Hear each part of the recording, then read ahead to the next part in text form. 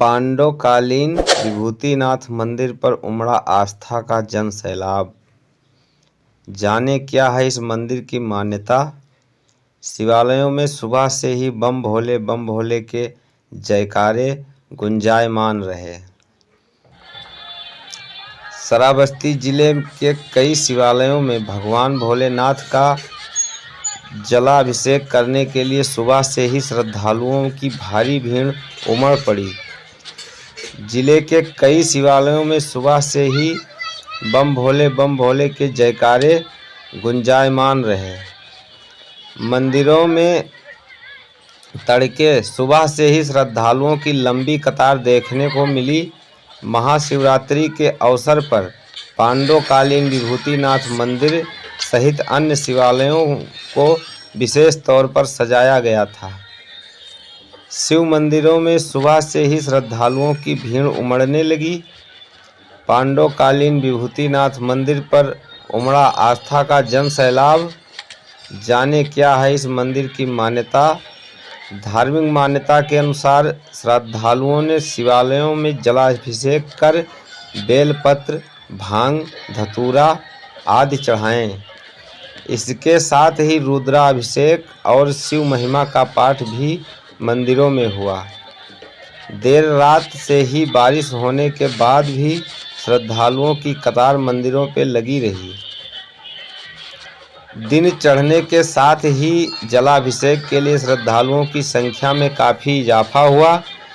लोगों ने व्रत रखकर शिव पूजन किया और आशीर्वाद लिया। प्रशासन की ओर से मंदिरों की सुरक्षा की दृष्टि से पुलिस की तैनात भी की गई। डीएम और एसपी सहित काफ़ी संख्या में पुलिस फोर्स भी सुरक्षा की दृष्टि से तैनात रही। महाशिवरात्रि पर मौसम में बड़ा परिवर्तन। यूपी में तापमान आएगी आंशिक गिरावट, हल्की ठंडक होगा। एहसास विभूतिनाथ मंदिर का इतिहास। श्रावस्ती जिले के सिरसिया इलाके में स्थित प्राचीन पांडवकालीन विभूतिनाथ मंदिर आसपास के श्रद्धालुओं के लिए आस्था का केंद्र है। विभूतिनाथ मंदिर पर हर सोमवार को और त्रयोदशी को शिव भक्तों का मेला लगता है। इसके साथ ही अमावस्या, कजरी तीज, मलमास और महाशिवरात्रि पर लाखों की संख्या में शिव भक्त जलाभिषेक करते हैं। यहाँ की मान्यता है कि परिसर में स्थित यक्ष सरोवर के जल और सफ़ेद कमल का फूल अभिषेक करने पर भक्तों की मनोकामना पूरी हो जाती है।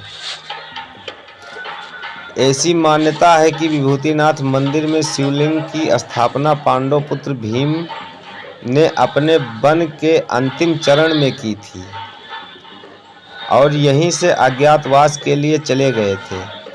यह भी बताया जाता है कि विभूतिनाथ के उत्तर स्थित यक्ष सरोवर, जिसे अब रजिया ताल कहा जाता है, यहीं पर युधिष्ठिर और यक्ष का शास्त्रार्थ हुआ था, जिससे प्रसन्न होकर यक्ष ने सभी भाइयों को जीवन दान दिया था और पांडव पुत्रों को अज्ञातवास के लिए विराट नगरी का पता बताया था।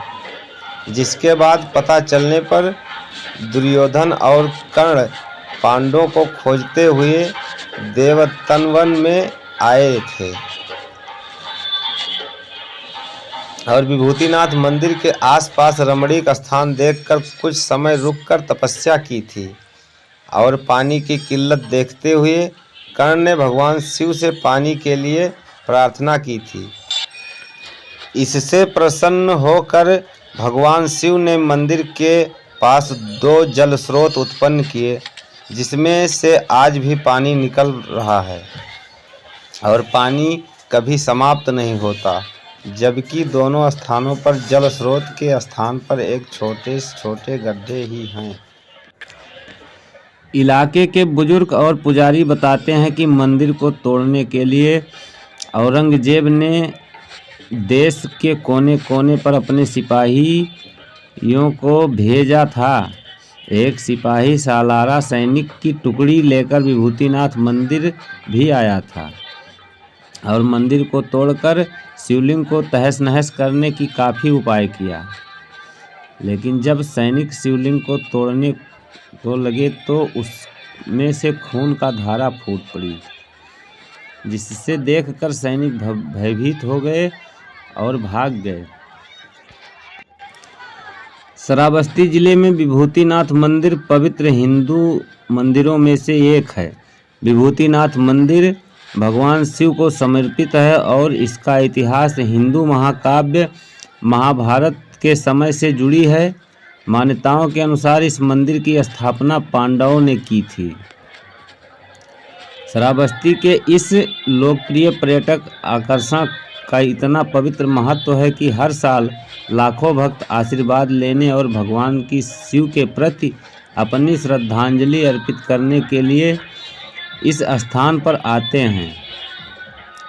श्रावण हिंदू कैलेंडर में महीना सावन के दिनों में विभूतिनाथ मंदिर पर आने वाले भक्तों की संख्या दुगनी हो जाती है, क्योंकि ये दिन भगवान शिव की प्रार्थना के लिए शुभ माने जाते हैं।